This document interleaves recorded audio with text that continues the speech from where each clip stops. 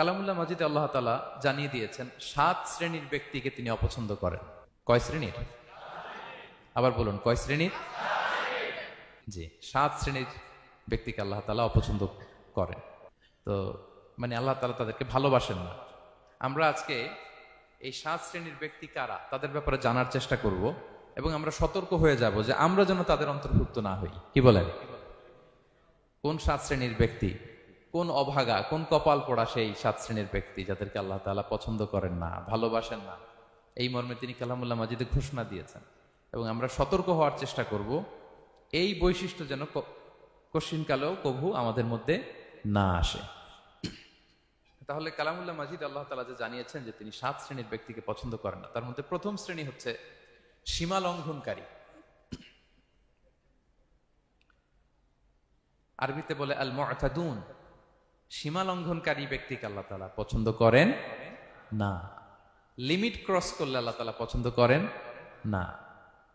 লিমিটকে কেউ যদি ওভারস্টেপ করে, ক্রস করে, আল্লাহ তাআলা পছন্দ করেন না। সীমা লঙ্ঘনকে তিনি মোটেও পছন্দ করেন না। এবং মজার ব্যাপার হচ্ছে আল্লাহ কেউ কোনো অন্যায় করলেই সাথে সাথে পাকড়াও করেন না। কেউ ভুল করলেই আযাব দেন না। কেউ নাফরমানি করলেই আযাব পাঠান না। আল্লাহ অনেক সময় দেন, অনেক সময় দেন। শুধরে যাবার অনেক টাইম সে পায়, তারপরও যখন সে লিমিট ক্রস করে তখন আল্লাহ ধরেন। আল্লাহ সব সময় ধরে না, ধরলে ছাড়ে না। ধরে ধরে ধরে না, ধরলে আল্লাহ ছাড়ে না। আল্লাহ সব সময় ধরবে না। এবং যে সমস্ত জাতিগোষ্ঠীকে এই পৃথিবীতে আল্লাহ তাআলা আযাব দিয়ে ধ্বংস করেছেন, তাদের স্টোরি যদি আমরা খেয়াল করি, আমরা দেখব যে তাদেরকে আল্লাহ অনেক সুযোগ দিয়েছেন ভালো হওয়ার, শুধরে যাওয়ার। কিন্তু তারা আল্লাহর আদেশ অমান্য করতে করতে করতে করতে যখন লিমিট ক্রস করে ফেলছে, একটা সবকিছুর একটা লিমিট থাকে, কি বলেন? We all should know all limits. আপনাকে জানতে হবে যে আপনি কতটুকু পর্যন্ত করতে পারবেন, কতটুকু আপনার সীমানা। You should know your limit. এই লিমিটটা আপনার জানতে হবে। তারা যখন লিমিট ক্রস করেছে আল্লাহ আযাব দিয়েছে। আপনারা সামুদ জাতির নাম শুনেছেন? তাদের কাছে আল্লাহ তাআলা একজন নবী পাঠিয়েছিলেন, নাম হচ্ছে সালেহ আলাইহিস সালাম। আল্লাহ নবী সালেহ আলাইহিস সালাম, তিনি তাদেরকে দাওয়াত দিলেন যে হে আমার জাতিগোষ্ঠীর লোকেরা, এক আল্লাহর ইবাদত করো।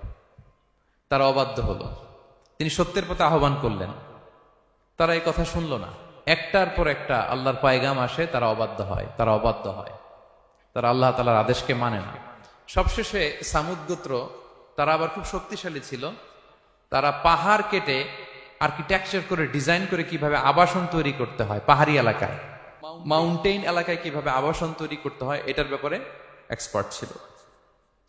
কিন্তু তারা সালেহ আলাইহিস সালামকে বলল, সালেহ তুমি পাগল, তুমি জাদুকর, তুমি যে আল্লাহর কথা বলছো আমরা মানবো এক শর্তে, যদি এই পাহাড়ের ভেতর থেকে 10 মাস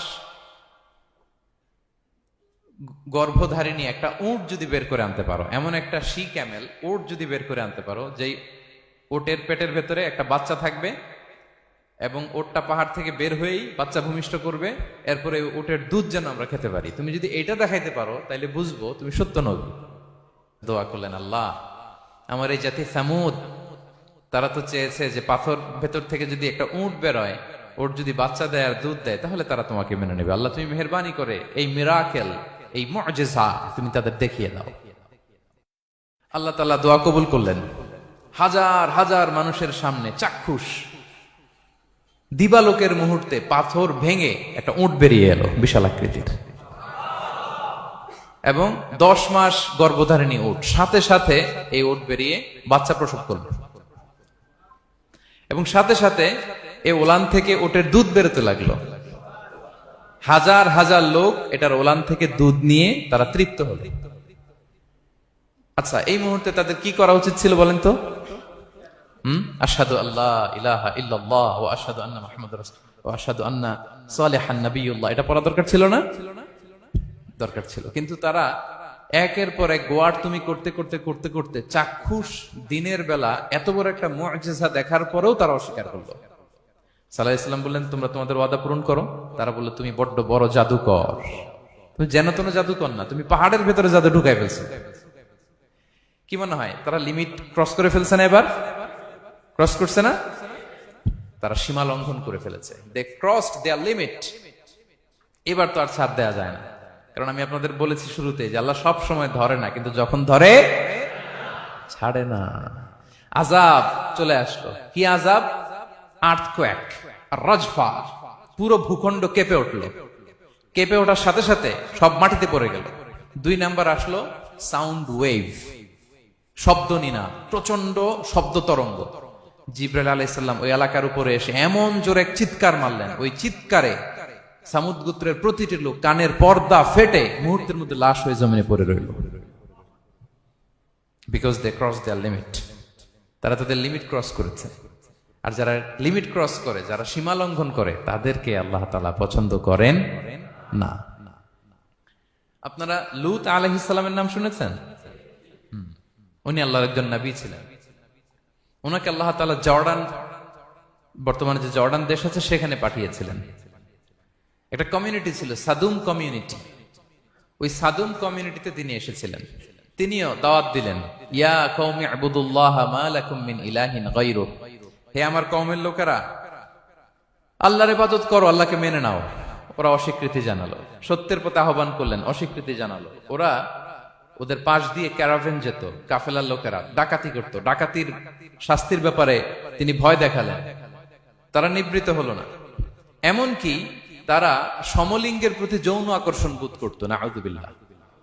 হোমোসেক্সুয়ালিটি। এখন একটা গ্রুপ আছে দেখবেন যে রংধনু নিয়ে মিষ্টি মিষ্টি কথা শোনায় বিশ্বব্যাপী। তাদের সাইন হচ্ছে রংধনু, রেইনবো। তারা ছেলেতে ছেলেতে বিয়ে, মেয়েতে মেয়েতে বিয়ে, এটাকে প্রমোট করে। নাউযুবিল্লাহ মিন যালিক। আমাদের এই মুসলিম সমাজে যেন এই আবর্জনা প্রবেশ করতে না পারে, আমাদেরকে সচেতন থাকতে হবে, ঠিক কিনা? এই সাদুম কমিউনিটির একটা বদ অভ্যাস ছিল, তারা ছেলেতে ছেলেতে বিয়ে করত, পুরুষে পুরুষে। আল্লাহ নবী লূত আলাইহিস সালাম তাদেরকে বুঝালেন যে পৃথিবীতে কেউ এই পাপ কাজ করেনি। প্রাণীদের মধ্য থেকেও একটা পুরুষ প্রাণী একটা পুরুষ প্রাণীর প্রতি আকৃষ্ট হয় না। তোমরা আশরাফুল মাখলুকাত হয়ে কিভাবে এই কাজ করো? তোমরা থামো। তিনি নানা ভাবে হৃদয় নিংড়ানো ভাষা দিয়ে দাওয়াত দিলেন, কিন্তু তারা মানল না। তারা এই পাপ কাজ করতেই লাগলো, করতেই লাগলো, করতেই লাগলো। আল্লাহ তাআলা ফেরেশতা পাঠিয়েছিলেন ওনার কাছে পুরুষের আকৃতিতে। তারা এই আল্লাহর পাঠানো ফেরেশতাদের সাথে এই অপকর্ম করার প্ল্যান করেছিল। তারা মনে করেছিল সাধারণ মানুষ, আসলে এগুলো ছিল কি? আল্লাহর ফেরেশতা। তো আল্লাহর ফেরেশতার সাথে যেহেতু এরকম পাপ কাজের চিন্তা করেছে, তার মানে দে ক্রস দেয়ার লিমিট। কি বলেন? সীমা লঙ্ঘন করে ফেলছে। আযাব, পানিশমেন্ট তাদের জন্য অবধারিত হয়েছে। আল্লাহ তাআলা শাস্তি দিলেন। কি শাস্তি দিলেন? সিম্পল। জিবরাইল আলাইহিস সালাম এসে পুরো শহরটাকে উঠাইয়া উল্টায় ফেলে দিলেন। আল জাযাউ মিন জিনসিল আমাল। যে যেরকম পাপ করে তার শাস্তি এরকম। ওরাও স্বাভাবিক মানুষের যে নেচার, এটার উল্টায় ফেলছে। কি বলেন?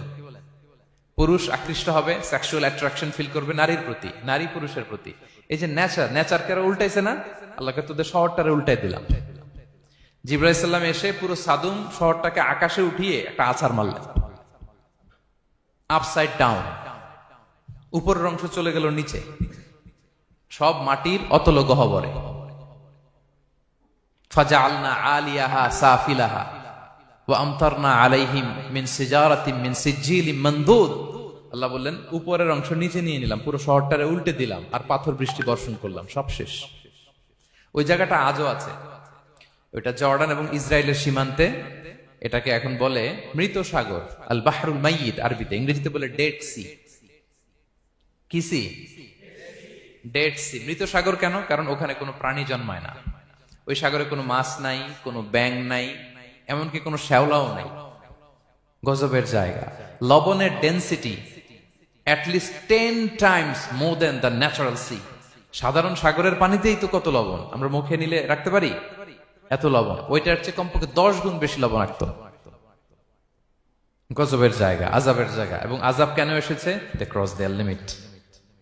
তারা সীমা লঙ্ঘন করেছে। আর ইন্নাল্লাহা লা ইউহিব্বুল মুতাদিন। আল্লাহ তাআলা সীমা লঙ্ঘনকারীকে পছন্দ করেন না। আরেকজন নবীর কথা বলে এই পয়েন্টটা শেষ করি। মুসা আলাইহিস সালাম, ফেরাউনের হেদায়েতের জন্য আল্লাহ তাআলা মুসা আলাইহিস সালামকে পাঠিয়েছিলেন। তিনি নানাভাবে তার ভাইকে নিয়ে দাওয়াত দিতে লাগলেন, কিন্তু ফেরাউন এই কথা মানে না। ফেরাউন বলে, তুমি যে নবী, প্রমাণ কি? মুসা আলাইহিস সালাম বলেন, দেখো এই যে আমার হাতে লাঠি। উনি এমন নবী ছিলেন, উনি লাঠি মাটিতে রেখে দিলে ওটা মুহূর্তে সাপ হয়ে যেত। মাটিতে তিনি লাঠি রাখলেন, এটা মুহূর্তে সাপ হয়ে গেল, যে এই যে আমি নবী। মানে না, বললেন আরো কিছু দেখা। তো মুসা আলাইহিসসালাম বগলের এখান থেকে হাত উঁচু করলে নূরের ঝলকানি হাতের মধ্যে দেখা যেত, উনি নূরের ঝলকানি দেখালেন, এরপরও মানে না।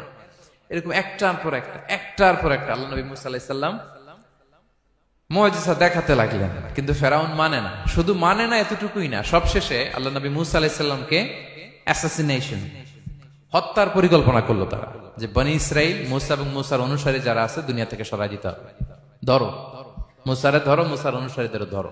ধাওয়া পাল্টা ধাওয়া শুরু হলো। আল্লাহ নবী মুসা আলাইহিস সালাম বনি ইসরাইলকে নিয়ে বাঁচার জন্য ছুটলেন, ছুটতে ছুটতে সামনে লোহিত সাগর। দেখেন, একে তো আল্লাহর বিধান মানে নাই, এরপরে একটার পর একটা মুআজিজা আসলো, সেটাও মানে নাই, এখন নবীরে হত্যার জন্য ছুটছে। কি মনে হয় সীমালঙ্ঘন হয়েছে? একটু হয়েছে না অনেক? আল্লাহু আকবার। আল্লাহ বলেন ফাআগরাকনাল আখারিন, আমি মুসা এবং বনি ইসরাইলকে বাঁচাই দিলাম, ফেরাউন সহ তার দলবলকে সাগরে ডুবাই মারলাম। শুধু ডুবাই মারে নাই, আল্লাহ বলে ফালিয়াউমা নুনাজ্জিকা বিবাদানিকা লিতাকুনা লিমান খালফাকা আয়া। ফেরাউনকে লোহিত সাগরে তো ডুবিয়েছেই। আল্লাহ বলেন ফেরাউন, তোর অনুসারী যারা পৃথিবীতে থাকবে, তোর চালা চামুন্ডা যারা থাকবে, তোর খালাতো ভাই চাচাতো ভাই যারা দুনিয়াতে বেঁচে থাকবে, তাদের জন্য তোর লাশটারে আমি শুটকি বানিয়ে রাখলাম। Up to the day of judgment, কিয়ামত পর্যন্ত ফেরাউনের লাশটা মিশরের জাতীয় জাদুঘরে ড্রাই বডি হিসেবে আছে। আমি নিজে দেখে এসেছি নিজ চোখে, মমিফাইং করে শুটকি বানায় রাখছে।